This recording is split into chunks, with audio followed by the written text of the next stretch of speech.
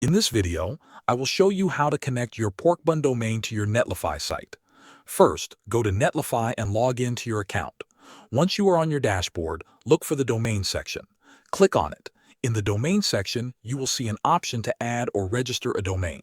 Click on it. From the drop-down menu, you will see two options. Choose the one that says Add a domain you already own. A box will appear where you can type the name of your domain. Write your domain name exactly as it appears in Porkbun, then click on Verify. Netlify will now check the domain and show you some DNS records that you need to add to your Porkbun account. These are usually name and A records.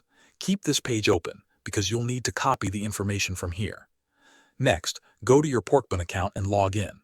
On your dashboard, find your domain and click on Details or Manage Domain.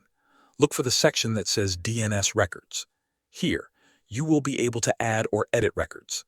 Now, go back to Netlify and copy each name or A record it shows. Paste them into the DNS section in Porkbun exactly as they appear. Make sure you don't change any of the values. When you are done adding all the DNS records, save your changes. Once verified, your domain will be connected to your Netlify site. That's it. Thanks for watching.